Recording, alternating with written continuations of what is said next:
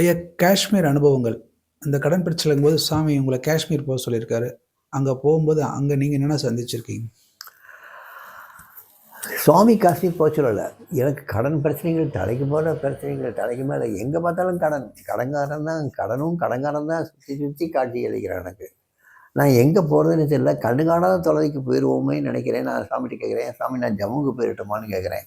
நான் காஷ்மீர் போயிட்டா அங்கே வந்து ஏதாவது இடத்துல வேலை செஞ்சு ஏதாவது வேலை பிழைச்சிக்கலாம்னு நினைக்கிறேன். ஹிந்தி எனக்கு நல்லா தெரியுங்கிறதுனால நான் கேட்குறேன். ஏன்னா டெல்லி இந்த மாதிரி இடங்கள் இருந்தாலும் கூட வந்து எங்கள் ஊருக்காரங்க டெல்லிலாம் சாதாரணமாக வந்துட்டு போவாங்க. கண்டுபிடிச்சிட்டாங்கன்னா கஷ்டம் இல்லை. அதனால் ஜம்மு போயிடலாம் சாமி. ஜம்முவை தாண்டி ஏதாவது கிராமங்கள் ஏதாவது அங்கே உள்ள கிராமங்களில் வாழ்ந்துடலாமான்னு நினைக்கிறேன் சாமி. ஒன்று ஆல்ரெடி கோன்ட்டு அவருக்கு நல்லா தெரியும். இந்த மாடை ஒரு இதில் வச்சு குச்சி வச்சு அடித்து அதை கட்டி விட்டுருவாங்க. அதை சுற்றி ஒரு ரேடியஸில் மேய்ஞ்சிக்கிட்டு இருக்கோம். அது எங்கே போனாலும் திருப்பி இந்த குச்சி மீறி போக முடியாது.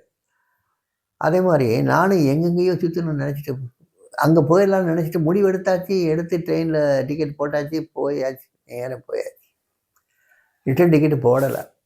ஜம்மு போனால் அப்போ வந்து சரியான வின்டர் காலம். குளிர்னா சரியான குளிர். அங்கே போனால் ஒரு லாட்ஜில் ரூம் எடுத்து ரசாயை எடுத்து போத்திட்டு படுக்கிறேன். வெளியே போகிறதுக்கே மனது இல்லை. வேலை தேடணுமே, இன்னும் 2-3 நாளைக்கு தான் வாடகை கொடுக்கலாம், அதுக்கப்புறம் வேலை இருந்தால் தான் அப்படின்னு சொல்லிட்டு ஒவ்வொரு இடமா போகிறேன். எந்த கடையில் போய் என்ன வேலை கேட்குறதுனே தெரியல எனக்கு.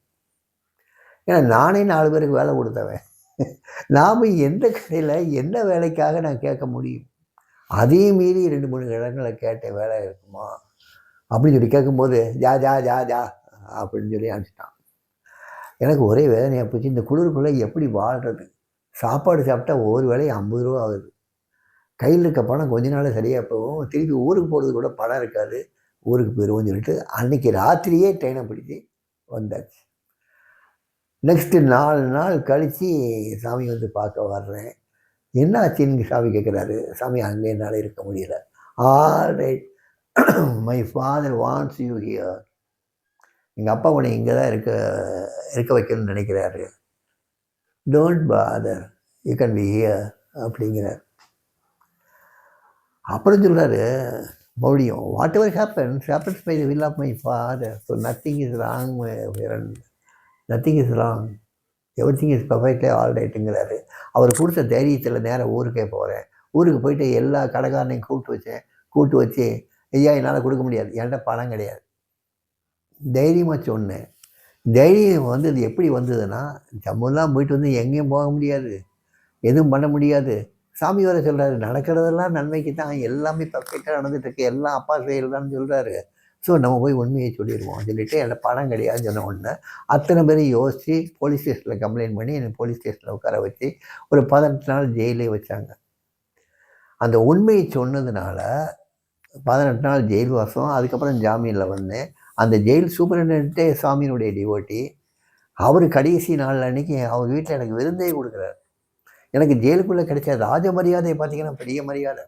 என்னை யாரும் எந்த தொந்தரவும் பண்ணாத அளவுக்கு எனக்கு தனியாக ஒரு இடம் கொடுத்து, அங்கே வந்து நான் சாப்பாட்டுக்கு கீழே நிற்கக்கூடாதுங்கிறதுக்காக யாரோ எனக்கு சாப்பாடெலாம் வாங்கி கொடுப்பான். இப்படி நிறைய சௌகரியங்கள்லாம் உள்ள பண்ணி கொடுத்தாங்க. எல்லாம் சாமியோட அனுகிரகத்தெல்லாம் நடந்தது. இல்லைன்னா வர ஒருத்தனையும் புதுசாக வந்தானே ஒரு அடி கொடுத்தா வரவேற்பாங்க.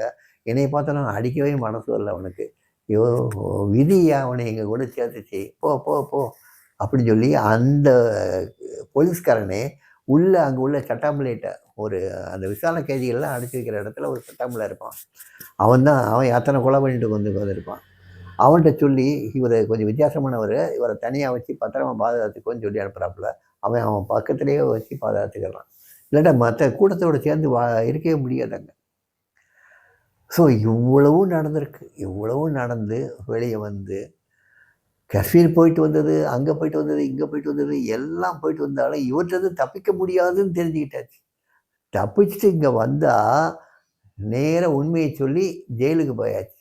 அதுக்கப்புறம் வெளியே வந்தால் பிச்சைக்கார வாழ்க்கை. அந்த பிச்சைக்கார வாழ்க்கையும் வந்து சாமியோடைய வாழ்ந்தது மாதிரி ஆகிப்போச்சு. அந்த காலகட்டத்தில் நான் எழுதின பாடல்கள் அத்தனையும் பிரசித்தி, அவ்வளோ பிரசித்தி பெற்ற பாடல்கள். 76ல் நான் எழுதின பாடல்கள் 108 பாடல்கள். அப்போ டாக்டர் டிபிஎம், ஆசா ஞானசம்பந்தம் இவங்கெல்லாம் வந்து அந்த நூலினுடைய இதை கம்போஸ் பண்ணிக்கிட்டு இருக்காங்க. சாமி இந்த பாடல்கள்லாம் எடுத்து கொடுத்து, என்னுடைய பாடல்களை எடுத்து கொடுத்து அதை பிரசுரம் பண்ணணும்னு சொல்கிறாங்க. அவங்க சொல்கிறாங்க, இது குப்பை சாமி, இந்த குப்பையெல்லாம் இதில் போட முடியாது சாமி, போட்டு இதனுடைய தரத்தை தாழ்த்த முடியாது சாமி. இதில் சமுத்திர கைலாசம் எழுதியிருக்காப்புல, நான் பாட்டு எழுதியிருக்கேன், எனக்கு தெய்வாதை எழுதியிருக்காரு, நீ யார் யாரோ எழுதியிருக்காங்க, இந்த குப்பையை வந்து நான் அதில் சேர்க்க மாட்டேன் சாமின்னு சொல்கிறாரு. இல்லை, பார்சாடி தன்னுடைய மிகுந்த கஷ்டத்தில் எழுதின பாடல்கள் இது, நீங்கள் இதை திருப்பி திருப்பி படிங்க, உங்களுக்கு தெரியுங்கிறாரு. அவங்களும் அதை யார், Madurai university first vice chancellor, Tamil அறிஞர், மூதறிஞர் டாக்டர் டிபிஎம் நான் எழுதின பாடலை திருப்பி திருப்பி படிச்சிருக்காரு. ரொம்ப வேடிக்கையாக இருந்தது. திருப்பி திருப்பி படித்து கடைசியில் டைப் பண்ண சொல்லியிருக்காரு. டைப் அடித்த உடனே என் கையில் ஒரு மாதிரியா வித்தியாசமான ஒரு வைப்ரேஷன் ஏற்படுது ஏங்கிறாப்புல. நீங்கள் அதை கூட பேப்பரை கொடுன்னு சொல்லி இவர் படித்து பார்த்தா இவருக்கும் தனியான ஒரு வைப்ரேஷன் கிடைக்கிறதா ஃபீல் பண்ணுறாரு. ஃபீல் பண்ணிட்டு சாமிகிட்ட வந்து சொல்கிறாரு, சாமி there is something in it சாமிங்கிறாரு. ஏதோ இந்த பாடல்களுக்குள்ளே இருக்குது சாமிங்கிறாரு. நான் இதை வந்து சின்ன சின்ன ஒரு பெரிய கரெக்ஷன் மட்டும் பண்ணிட்டுமா சாமி, பெரிய தவறுகளுக்கு மட்டும் கரெக்ஷன் பண்ணியிருந்தேன் சாமிங்கிறாப்புல. அதை வந்து பரவாயில்லை, அந்த அர்த்தம் மாறாத அளவுக்கு நீங்கள் கரெக்ஷன் பண்ணிக்கலாம், ரொம்பலாம் கரெக்ஷன் பண்ணக்கூடாது அப்படின்னு சாமி சொல்கிறாரு. அப்படியே செய்கிறேன் சாமி சொல்லிட்டு அந்த ஒரு 60-70 பக்கம் இருக்கிற புத்தகத்தில் கிட்டத்தட்ட 30 பக்கம் என்னுடைய பாடல்கள் தான் வரும். அந்த அளவுக்கு கொண்டு வந்தார்.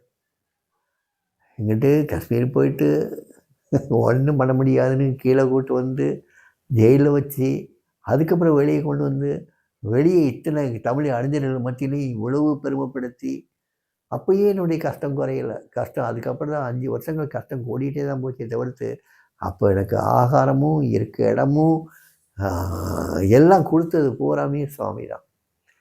இது எல்லாமே காஷ்மீர் பயணத்தினுடைய விளைவு தான். காஷ்மீரில் போய் சாமியை விட்டு பிரிஞ்சு எங்கேயும் போய் இருந்து எனக்கு ஒன்றும் கிடைக்காதுன்னு தெரிஞ்சுக்கிட்டு சாமி கூடவே இருந்து கஷ்டப்படுறது எனக்கு அவ்வளோ சுகமாக இருந்தது. அதனால் காஷ்மீர் பயணம் எனக்கு நல்ல பாடத்தை கற்பித்தது. சாமியோடு இருக்கிறது நல்லதுங்கிறத எனக்கு புரிய வச்சது.